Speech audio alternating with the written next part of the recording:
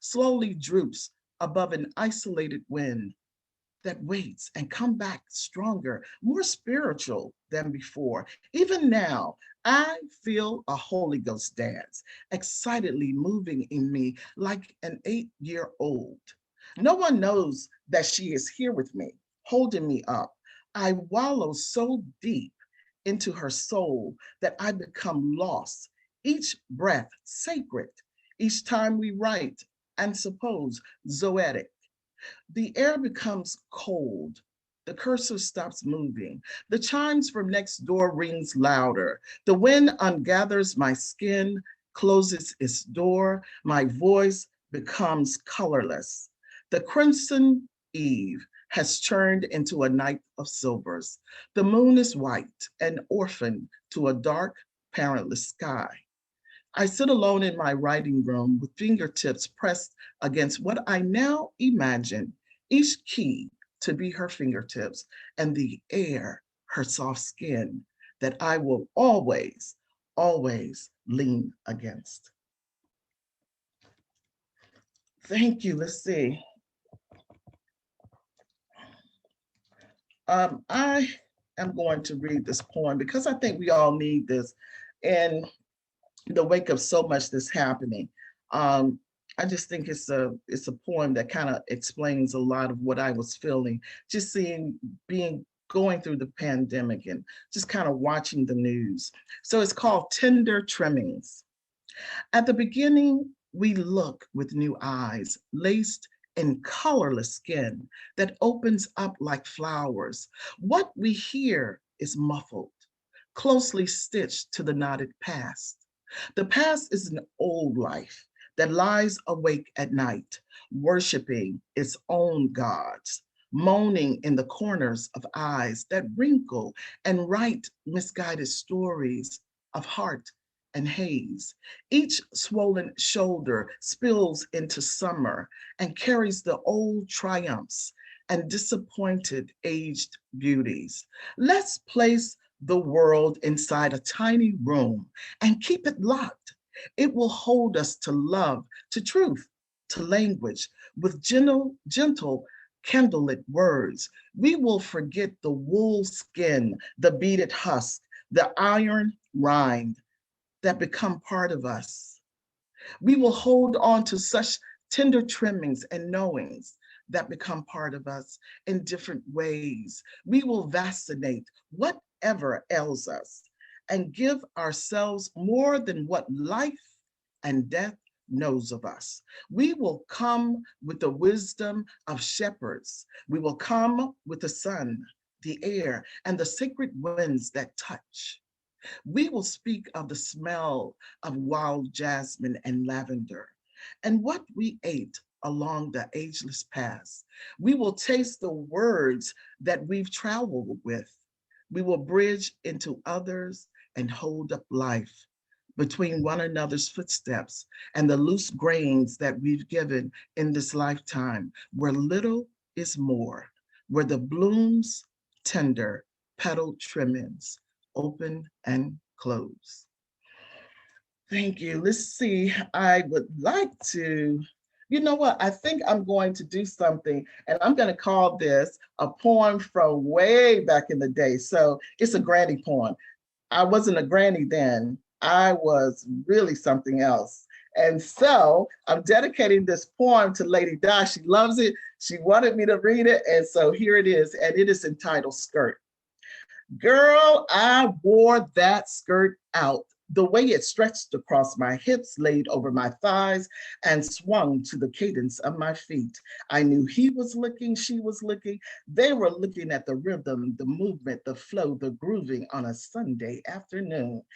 Oh, how it caressed my body, claiming wrinkles and lines and pleats and folds while smoothing them out. My skirt made moves that were unexplainable, kissing every corner, hugging every step, taking deep breaths while I waited to exhale, body erect, attitude swollen, skirt in motion. I thought to myself, you are something else, somebody, and every woman's envy. Big hips, neatly curved, shadowed images so fashionable. The shake, the bounce, the grind, the dip, the swing that swung, the bold introduction. He was looking, she was looking. They were looking at the rhythm, the movement, the flow of my sculptured body wrapped in a hand-me-down skirt. I'm going to move, and this is my first book review. I don't know if you see it. This one is Review Thoughts. And then I think what I want to move to is this cute little poem in The Wisdom of Blue Apples, and it's called Music to My Ears. You play inside musical notes that slip away to have coffee, then linger at the base of crescendos, like drums leaving tunnels inside me. The chord of my vein is traced with legends of you, slanted and prepositional phrases of love, crooked like elbows, misplaced on purpose. There's an unnatural syncopation of rhythm that happens when I balance you over the bridge of London, where thoughts turn into songs. Why does it rain in my head when I think of you? My hair becomes long, heavy, wet leaves, and my head a turntable of droopy love songs. Your voice coils around the first star and the most intimate part of my ear, the drum, and waits for the bass of your voice, then beats the moon. There is an eighth note that slips away to dance with you, then quickly turns into a promise and a sheet of music. I beat the moon at midnight, fetch the North Star from the sky, place it neatly on your pillow, and curl inside your ripened notes.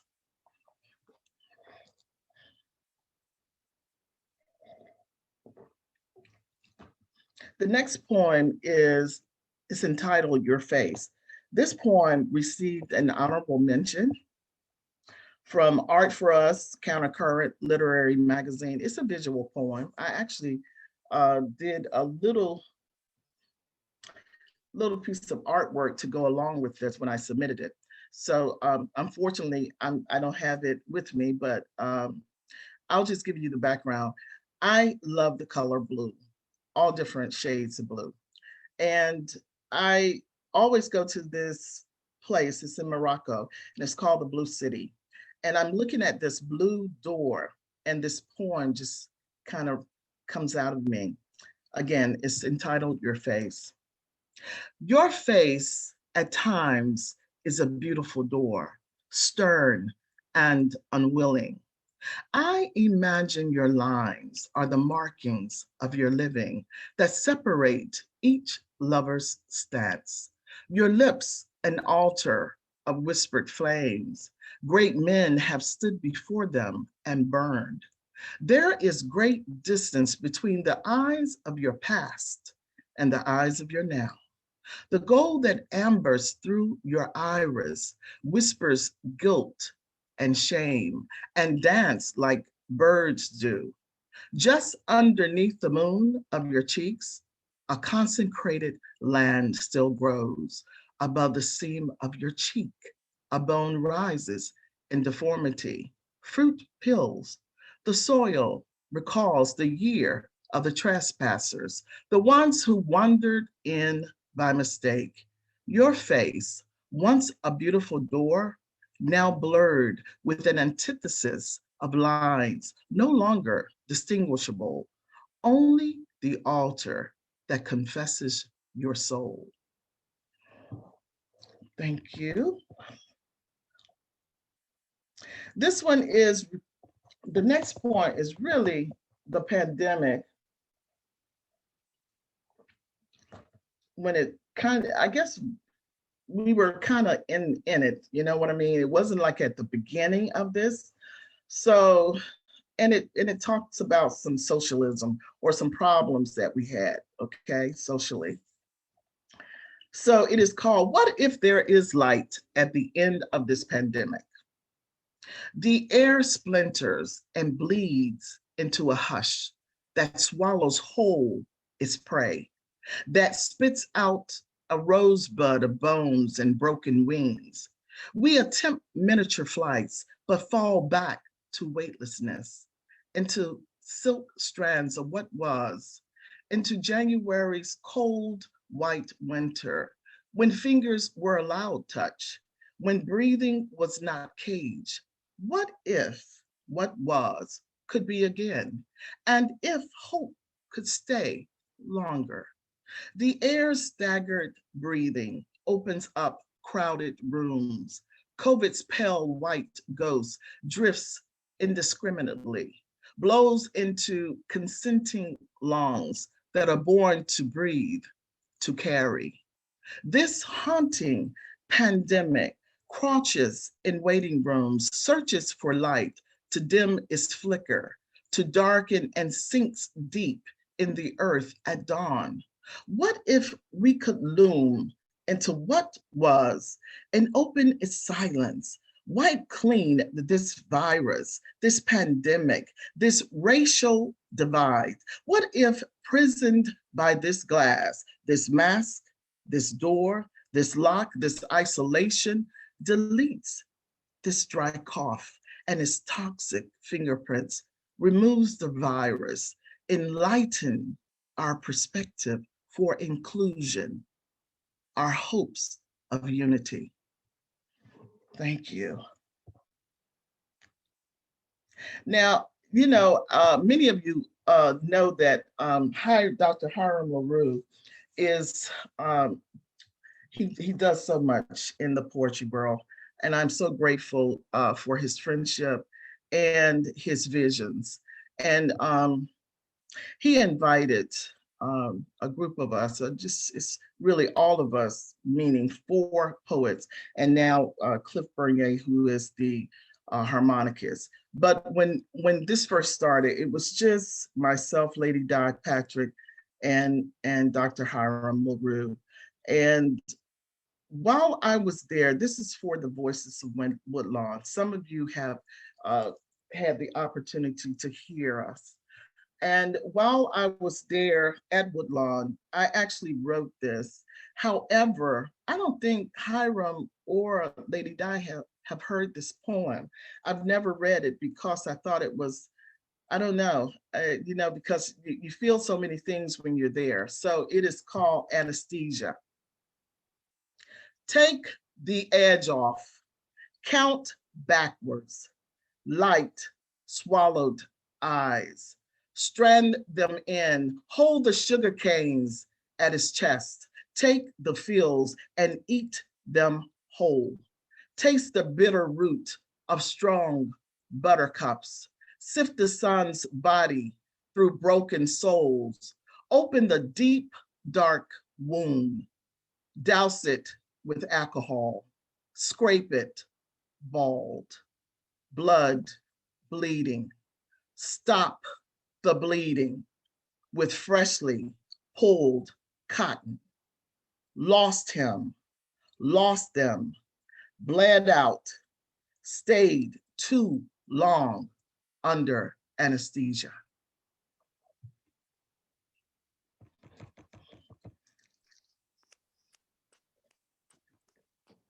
So, how are we doing on time? Yeah, I just sent you a message. I was going to say, if you want to.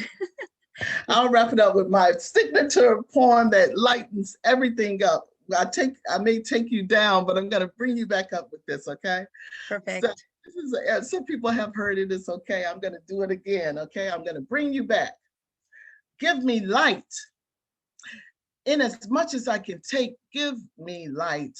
In as much as I can dream, give me hope and the souls of first stars, lit by rays that burn with such intensity to love, to crave such harmony that shine as a string of lights bellowing in air with every string that falls into knitting. My hope is that you take your place, take your dreams and swing them over your shoulders across America, across Europe, into Africa and India and Asia. Leave your Mulan tees, fill every dark space with the candle of your smile. Shave the moon of its starlit dust. Spread your light and hope on others. Open the jar of every part of you that loves, that sings and wants and dreams and hopes with the burning rays that rise inside your throat. There is always the sun spinning loose there. There are no secrets, there is no darkness, only light. Love like weddings. Take the gaze from these God stretched years, these cherished pearled reflections, this daydreaming skin that swells from the blue that glows like mirrors from the lakes that swoon in shades of blue jade. Give the world the sound of trees full of air and hope. Bend into gold strands that leans in and shine. Every prayer is a melody. Roll your big, tall heads back. In as much as you can take, give your light. In as much as you can dream, give hope and love like the souls of bright stars. Now, I'm hoping you Very can, nice. I'm sorry. I said very nice. Thank you. So I can share my screen, right? I'm Okay, well, hoping. so before you do, were you going to share your artwork at this point? Is that what you were Yes, thinking? that's what I'm trying to do right now. I would like to So do you uh want to do our Q&A first and then you can share and show us the pieces? I mean, however you want to do it, I am so flexible. You tell me what you want me to do. Well, since you just finished reading your poetry, I thought maybe we could do a little bit of Q&A about that inspiration, and I will then ask you too about your artwork, and you can kind of segue into showing us a few of your pieces. Does that work for you? Okay, It does. good. The other thing I was going to show is that, here's the grandma book for those of you all that are grandmas. I have the children's book as well. So that's about all she would sell me when I was over at her house I was trying to buy chairs and everything. Well, Anyway, I am going to have an art showcase very soon. I have a small little studio that I've been working on, and so I'm going to do that yes. very soon. Yes. So Diane, I know we talked a little bit. Oftentimes we just like to have a little bit of Q&A. If anybody has a burning question that they want to ask, if you can put it into the chat, and I will relay it to Diane. In the meanwhile, I had a couple of questions that we just sort of ask our features when they come here, and I think the first thing I was going to ask you about was who is your favorite poet? Who do you enjoy the most in terms of reading and inspiration? I think that if anybody knows me really, really well, I am just in love and enamored with Rita Dove. I love her work. I have, her books. I just love her style of writing. She's taught me a lot in her body of work. I know, I love Rita Dove too. I mean, she's just a classic, and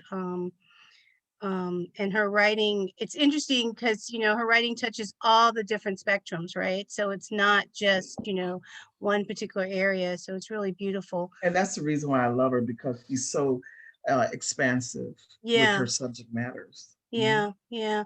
I was wondering, so with the Right Blend, the collaboration that you did, I was just curious as to what really prompted you to do that.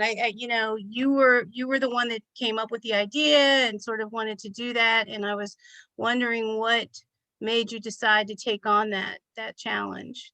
Well, and I'll be very truthful with you. And I don't think you would want anything but the truth. Well, at the time, we were physically going to a lot of readings.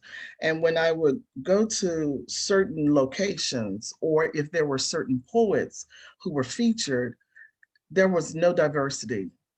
If I went to Annapolis, and I'm just calling it out, And if I were featured at Annapolis, I mean, it was very few representation of other cultures. If I went, you know, down to Southern Maryland, because I'm in Bowie, but if I went a little bit south, then there was no diversity that way either. It's just, and then I said, well, what if we, if I, if I were to pull together some very strong poets who are leaders in their own right, have their own signature style, and we could actually go, you know, tour, and we could offer an audience of diversity because each of us are culturally different. So that is really what my focus was, is to be able to have poetry should not be segmented by color or by poets or, you know, or otherwise. Yeah, yeah, Poetry should yeah, never have color lines, but yeah, I do see that a lot. yeah. And that's what was very concerning to me. And that's the reason why I came up with this group. And I'm very happy that I did. I don't know that there's another culturally diverse group like this. I No, don't know of one. no, I think it's wonderful. And I know when I was doing the open mics down in Old Ellicott City, we tried to have, it was actually in the Syrian restaurant, so it was kind of interesting. You came down, so you know what it was like down there. Um, yeah, I mean, I agree with you. And I think you guys have grown on to doing the Voices of Woodlawn, which is, again, includes a diverse group, right? You know, both gender and race. So it's very, very cool. The only, But let me say, they're very different. The right blend is separate from the Voices of Woodlawn. yes, So even though Cliff, Hiram, and I are in the right blend, we are also part of Voices, and they're very distinct. I think our focus in the Voices of Woodlawn is bringing voices and recovering the past so that people are available to understand some of the places that you passed is a part of our past that, you know, we need to talk about. So that's the Voices of Woodlawn. The right blend is really focused on diversity and in every way. yeah, yeah, and it's a collection that's divided into several segments. Okay, so Diane, we had a couple of questions, so I did want to at least get to them. So just two more. Uh, Dixon wanted to know, let's see. Trying to see who this was. Wanted to know, when in the very beginning, when you were explaining that you had written lines for tonight, that said they were just a few lines thrown together, when you began the evening, he said, I know I heard poetry and it was real, and hopefully you captured it before it disappeared. He said it was absolutely lovely. So the first words that you wrote, that you said you just put them together tonight. Well, thank you so much. I Yeah. really, really appreciate that. And I think we all are probably wondering, is there another collection coming on board, either collaboratively or your own? You know, I am working on two books at the same time. So absolutely, yes, there is. Now, are those poetry books or Absolutely. You okay. know, I love poetry. Yes, it's a poetry book. I was also considering doing some artwork and poetry in the same book. Yeah, I know your children's you talked about your children's book as well, the illustrations within your children's book as well. So But those are um not my illustrations. no, I'm not yeah, I that know. good. Those are not yours. Not in that one. No, I know. Well, that's great, Diane. Well, so you're saying that you have another book that possibly will have both your poetry and your artwork included. Yes, one of those, and definitely one that's strictly poetry. Beautiful. Well, can you share with us now your artwork? I think the other Yeah. question would sort of be, which came first, the writing or the painting? I think probably the writing came first, but you can tell me what you. Oh, absolutely. I mean, I have been writing for a long, long time. That's my first love for sure. But the painting came as I needed to release. And after having 2 children and working, I needed something to do in the evenings after they went to bed. So I can share my screen now. Yeah, you should be able to. Let's see. It says host disabled. There you go. Okay, let's see. Okay, yes. So this is just a little sneak preview of some art that I'm sharing with you all. I want to make this larger. Can you all see this? Yep. Okay, so I'm just going to share. These are some things that I've worked on. Some of you may have seen them, some of you may have not. So I'm going to tell you my favorite piece. You're looking at 2 pieces. These are 3 pieces here, and it's called Breakthrough in Different Ways. And then this one, I will tell you, the one that I have the cursor on is my favorite piece. It is my absolute, because it shows different stages of a warrior queen. She's gone, you can look here where the cursor is, all of the scrapes and the, all the scratches and the cuts, all the things that we go through, she's wearing that on her face. And you can tell she's risen to a warrior at this point. And here we have a beautiful warrior queen. And some of you can't see this, but her hair is all the places I've ever traveled in the world. So those are letters, those are words. And then, so I'm just gonna, because I know that you have open mic tonight as well, so I don't want to take up any time, but this one is Waking, and this is part of a pandemic. It's kind of haunting, but that's what I, that's what I'm feeling. So of course, that's what I'm painting, what I feel. And, but I absolutely love art. As much as I love to write. And these are, recent. And these are so recent, I haven't titled them. So you get a little idea of some stuff that I've been working on. And do you not have my favorite one in there, Diane? No, your favorite one is waiting for you to pick it up. Oh, okay. Now everybody heard that. Now that everybody heard that. Okay. So I can stop sharing now, right? Diane, wait a minute. Okay. What's the medium? What are you using in these paintings? It's acrylic, and I love the paper that I'm using, because I don't do canvas. I feel more intimate, of course, as a poet, to be on paper, right? So these are homemade and very, very thick textured paper. So I absolutely love it. And I'm starting to do some acrylic on rice paper as well. Ooh, wow. But these are, and I love the homemade paper because, it stretches, it's so big, it's so beautiful, and it you can feel the texture of the paper. So I'm just in love with both art as well as poetry. Yeah, I think too. I mean, this is a wonderful, beautiful display. But if they come and see it and put the vibrancy of the colors, wow. And of course, the intricacy within a lot of your work, all the details in terms of the storytelling and things like that the individual piece tells, right? So it's not just about what you're doing, but each piece tells a story. I mean, it's just wonderful. So we're looking forward to when you have that gallery show with that showing. And I'm looking forward to coming on over there next week or so, since I know how to get there now.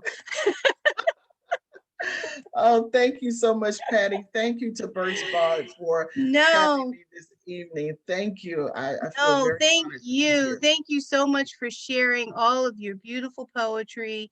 I agree with Hiram. Your mesmerizing work, both in word and on the visual, both in word and vision. And Patty, that was a comment from my sister, Liz LaRue. Oh, from your sister. Yeah, from out in California. See, I told you we're West Coast. You're all over the place tonight, Diane. So this is pretty exciting. The expanse of the continent. Can I just say hello to, I mean, I have a friend from high school. Marlon is here. I mean, Catrice is here. I mean, Lady Di, it's Bernard, it's Brenda, Sierra. I mean, everybody, Patrice, my goodness, Dick and Luther. I mean, Liz, Hiram. Oh my God, Cheryl is here. So I just want to say thank you for coming. And Harding Woodworth, oh my goodness, you're here. Thank you. Thank you, everyone. I really appreciate it. This is great. Maritza as well. Thank you, Maritza. Yeah, this is great. Well, Diane, thank you so much. We have truly enjoyed having you on the program here at Berks Bards, and I'm sure that we will have you back, that they will have you back when you start to promote your new book that's going to be coming out that we're all going to be looking forward to. So I think at this point, we're going to go to the open mic. And I think I saw, yeah, Brenda Bunting, Sister Brenda, tell me. Hi there. How Hey, you doing? honey. Good. Tell me, That's- Sister, I don't have it in front of me. Oh, so I wrote a poem today. It was Hear the Cry rally in Washington, D.C. Yes. Yeah, and it's, there is a coalition of concerned mothers, and this is all of the mothers who have lost their children, primarily Black males, to gun violence. There were several people there, and they were working in conjunction with the Center for Racial Unity and Justice. And Okay. so I did a poem for that. I had to do it like in one day, but I'm just going to share the poem I did for the rally. Well, thank you. And I know you have to few leave hours ago. early, so that's why I didn't mean to, kind of just call you out. No, that's okay. Yeah, I Okay, understand. Yeah, I good. get it. Good. And How it is sometimes. Diane, if you get a chance, there are beautiful comments in the chat. So if you have an opportunity to read those, that'd be good. And again, if you all would like to be on the open mic, I think I have space for one more. After Brenda, we're going to hear from Dee Allen. We have said I can't breathe 1,000,000 times in walled houses against the dirty ground and metal clanging. Millions have cried mama, but watching a murder unfold in one global moment, the whole world was infected and weeping, the angry and raging, infested with invisible particles. But though our eyes may weep, this is a warrior speak. The wombs of Black women are screaming for justice through ashes of fire and determination. The voices of mamas will change this nation. We have not evolved from something inferior. We have not come from mud, from clay, from the bottom of the earth. Our crowns were broken, our bodies robbed of the great life they were destined to live. We were sacrifices offered up all for profit, for the ill-gotten gains, for the unfair harvesting of low-life thieves. They spewed their violence across continents. Our people were forced in positions of subservience that raised this country up. And now, in the days of hanging low, the true past is exposed. We heard the moans, we were watching it. We heard the despairing words, we were seeing it. A man tasting bitter death cries out to his mama. These mothers are raising up to claim their rightful ancestry as queens. There is no belly fire. There is no slow steady of determination greater than a mother who bore flesh in her flesh, who nurtured life in her body, seeing her children pass through death's door, swallowed up in eternal night before her. But the bones of our Black people are heavier, weightier. In the grieving quiet of still light, we remain ready to fight. A beating has started, it cannot be stopped. Hear the drum beat, the drum walk, the drum talks. It started in Africa and was brought here. And though our eyes may shed many tears, as long as our hearts are beating, we are demanding freedom, equality for all. Hear the rallying call. We will not stop. We do not tire. This is an unceasing righteous fire. Justice now. True equality for all. Hear the rallying call.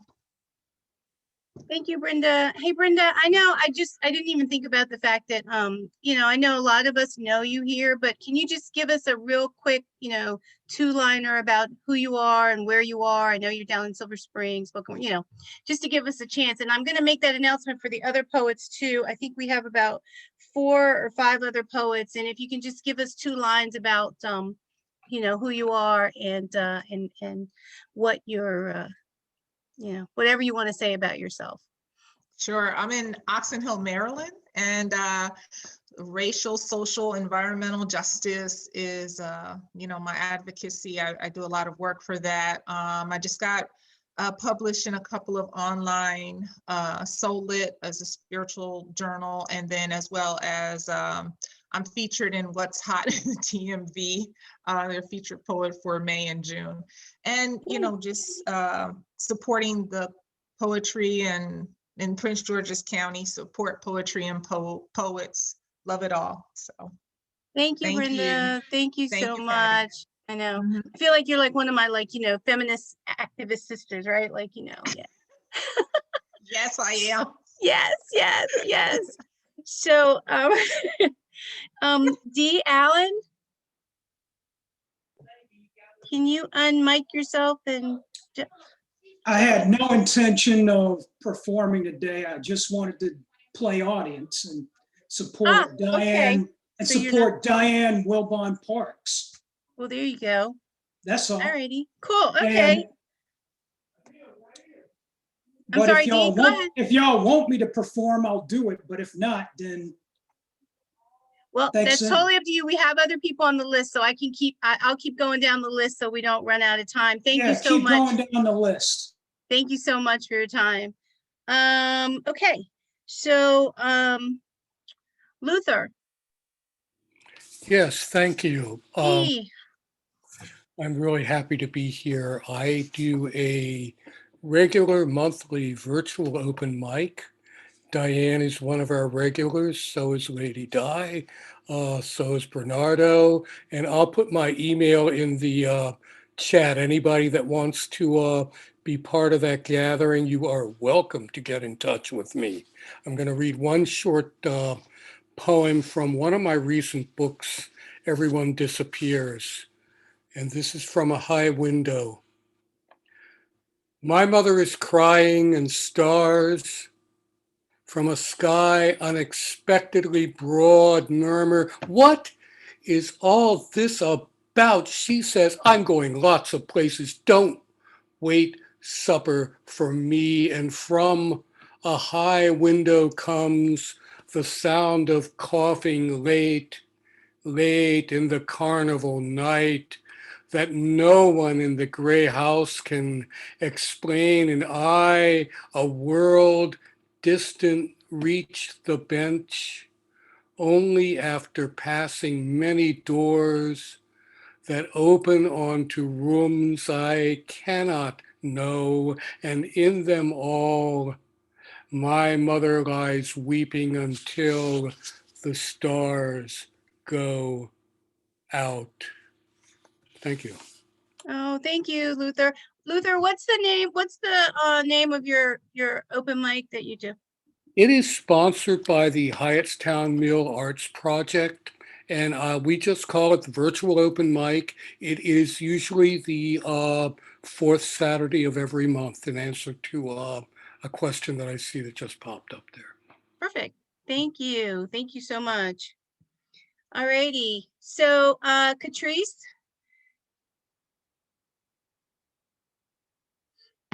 Forgive me, I had a senior moment. I couldn't remember how to unmute myself. Thank you. My name is Catrice Greer. I'm a Baltimore poet, or a poet based out of Baltimore. I adore Diane, and I hadn't really thought about reading tonight, and then I vacillated for a moment, but it occurred to me that it's really nice to feel surrounded by friends. Mm-hmm. So I realized that I would be doing my friend, showing love for my friend if I do this. So Diane read a poem earlier about trees, and I know she loves nature. I have a poem called Today We Rebuild. It's very nature based. It's about xenophobia. It's an allegory, so it's about xenophobia, discrimination, etc.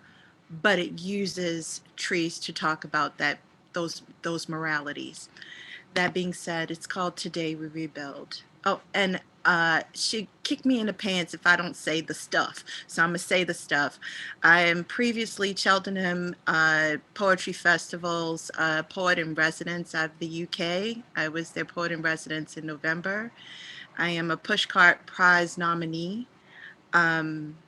Et cetera, et cetera, et cetera. And I see, of course, my sisters are here today, Brenda and Diane, so let's dig in.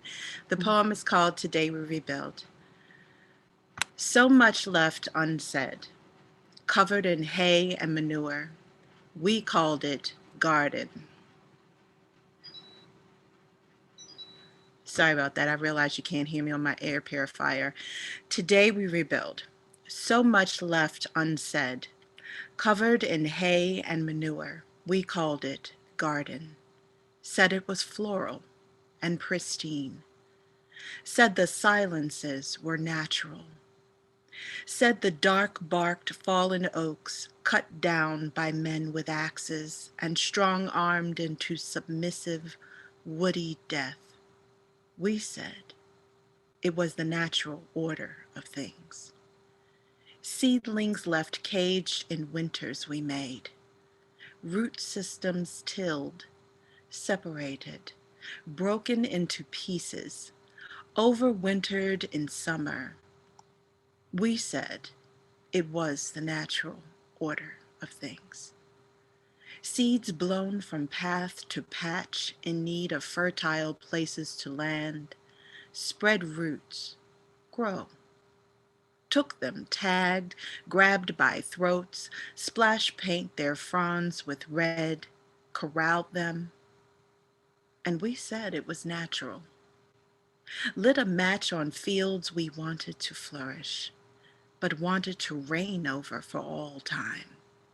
We left it as a glowing conflagration, never speaking of the blazing wall, closing in, burning down the fields we know are ripe and lush, the fields that feed us, the fields that nourish our humanity as whole harvest. We took spades, shovels, poles, dug in, aerated, turned the soils, migrated some in, brought in backhoes to trudge up the moist, worm-ridden fungi past. We forget we said we did not want to repeat, no matter where we dig or climb. We come upon the fire we left untended. Thank you. Wow, very nice. Beautiful read. Thank you. It's in Steel Jackdaw magazine, Art Salon magazine out of Gloucestershire, UK. Thank you so much. I love you, Very Diane. Bye, guys. Bye. Alrighty, great. And so, Maritza, can you please share? Wow, I mean, so many voices are speaking to me tonight, and I said I'd read, and now it's like, oh my gosh, what am I gonna read? I love references to trees, and I have a tree poem called Japanese Maple that's still really pertinent. I loved art and poetry, and I loved, Diane and her artwork, and I have ekphrastic poems. But Diane also mentioned the pandemic, and I have a small poem, a senryu, which is considered like a human haiku. Yeah. And it's titled Pandemic. I feel so alone, though, surrounded by others, masked, distanced, yet safe. Nice. So a lot of people have talked about the mental health and how people are reacting to this change in our ability to relate to others.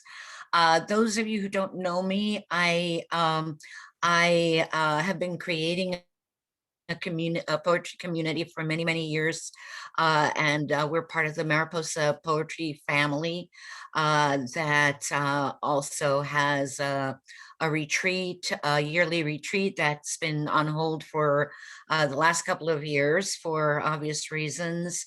And I also created a short form of poetry called Blackjack, and there's a Blackjack poetry group on Facebook.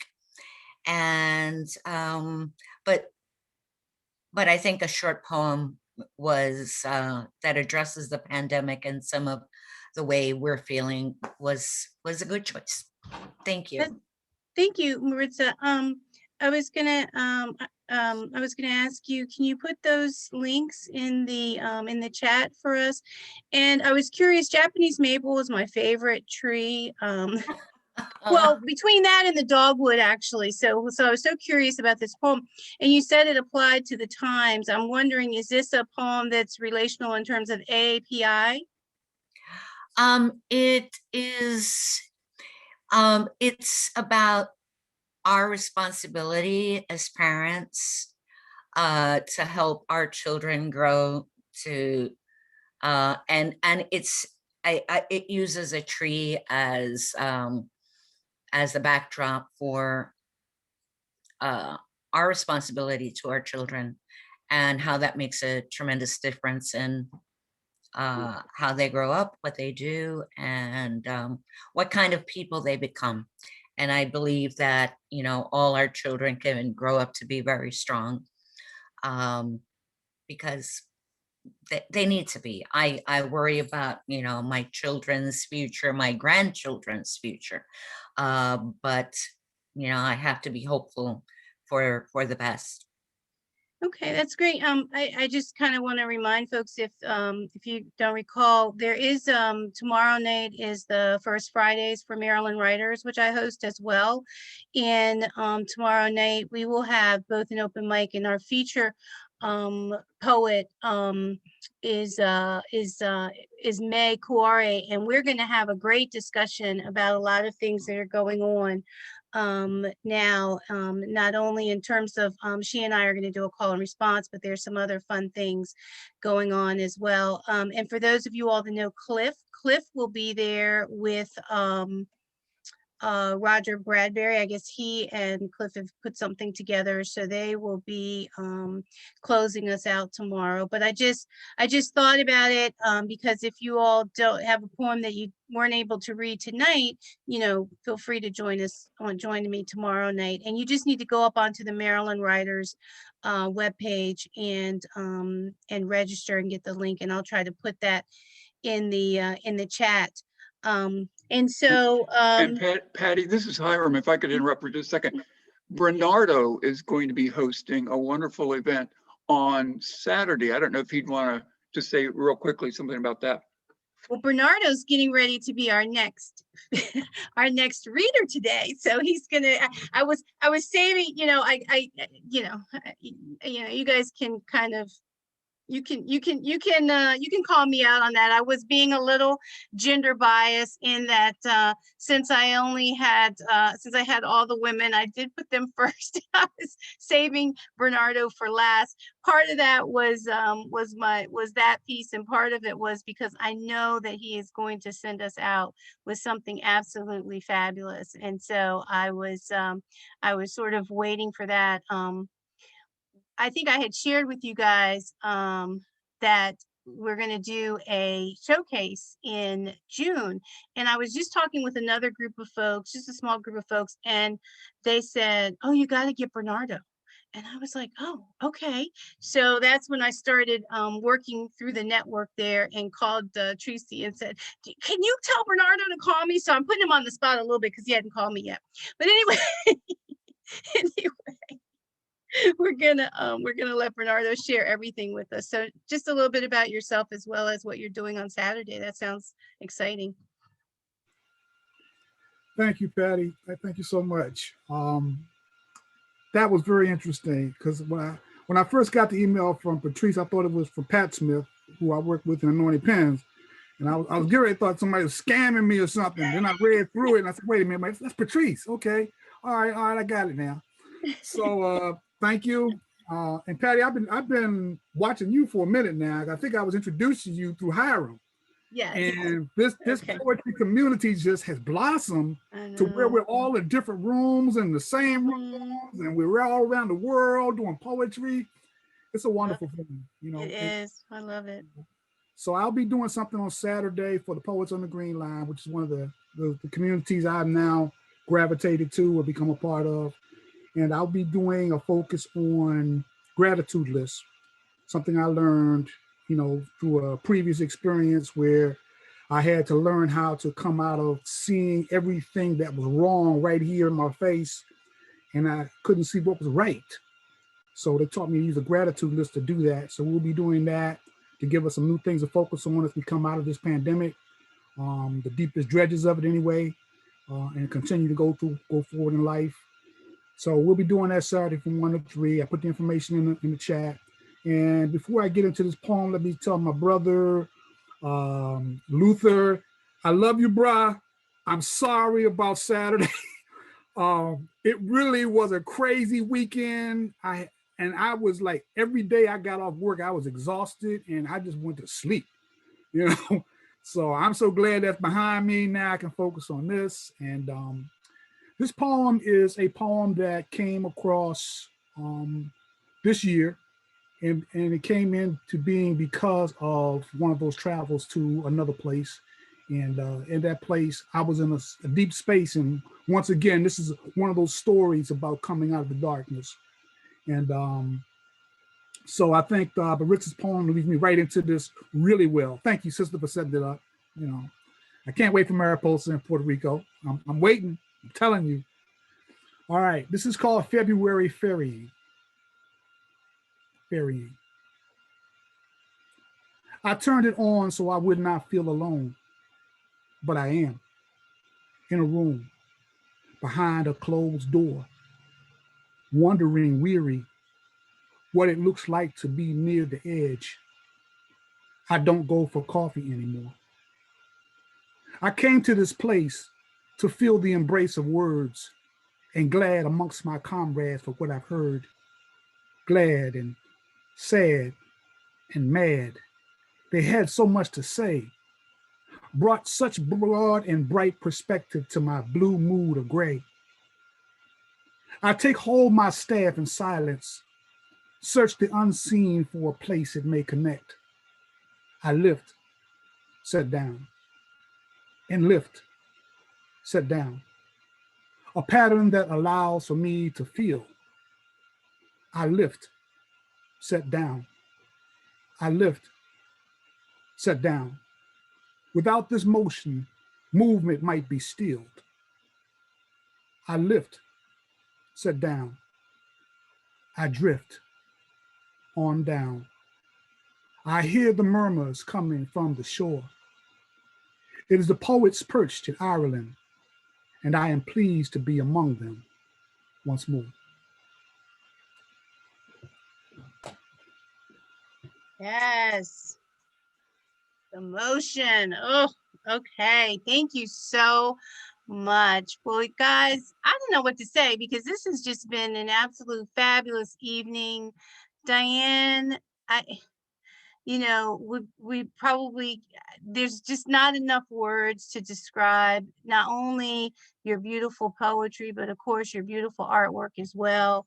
I mean, you are a creative, I think, in capital letters. And so thank you so much for sharing all of that with us. And then what a blessing that we just have such a wonderful poetry family here. Like, this is so cool. I love it. I love that we have such great folks here. And so thank you all for coming and participating. Berks Bard will be here next month. Marilyn, are you still around? Marilyn still around? Yep, No, I yep, think they yep, might have I'm jumped here. off. Yeah. Oh, here you are. Do we know who's next month? Yes, it looks like it's Robert Philbin, if my notes are correct. And so that's going to be on first Thursday, June 6th, or sorry, June 3rd at 6 p.m. Okay, so yeah, I don't know. I missed that email. Was there an email that came out? I I missed think it. Jennifer's gone into a hiatus. She's over. Oh, okay, okay. So it'll be filled because I would love to put it in the I did chat put if we it in the can. chat. Oh, thank you so Yeah. much. Thank you so much. So we're like a team here, guys, if you couldn't figure that out. So yeah, and which is great because it's always good to have other folks helping you out in this process. So thank you so much, everyone, for coming out, and we certainly hope to see you. I would love to see you tomorrow evening on First Fridays in Maryland. And thank you all so much. This was just wonderful. Catrice, it was so nice to hear your poetry. Thank you for sharing and deciding to share with us. That was great. I know you were on the fence about it. And of course, Maritza, thank you so much too for stepping up and sharing with us. Yeah, thank you to all the readers. Lady Di, you hit out on us tonight. It's okay, we'll get you next time. But I want to enjoy it in a different, it's a whole different field, just enjoying everyone, you know? I'm always running my mouth, always sharing. I'm just so happy. I know, but it's so beautiful to hear it. Thank you. I thought you were going to let me slide. But Diane is my beautiful queen sister, and I just knew I was going to be here for her. And so many friends on here today. It's just been very exciting, very exciting. Yeah. And guys, Tracy or Patrice Smith, I guess, is with what you guys are seeing. But Tracy, she's going to be one of our features in June on the for the spoken word on MWA. And so she's and I don't know if you've heard her before, but she's great. Oh yes, she is. Yeah, she's wonderful. So thank you all so much for coming. Thank you everyone for coming. Have a wonderful evening. Thank you so Thank much. you, Patty. Wonderful. Thank you. Welcome. Thank you, Diane. We love you. Good night. Love you, Diane. Thank you, Patty. See you again. Bye. Thank you, Liz. Bye-bye. Yeah. Bye. Good to see you, Liz. Hi, Thanks, and the Diane. other Liz. Hi. All right, Bernardo, I'll talk to you soon. Bye-bye. Call him up. Call him I up. know, right? Exactly, right? Yeah. Poor thing. I'll give you his number. Thank you. I'll call you later. Thanks. Bye, guys. Bye-bye, everybody. Y'all have a good night. You too.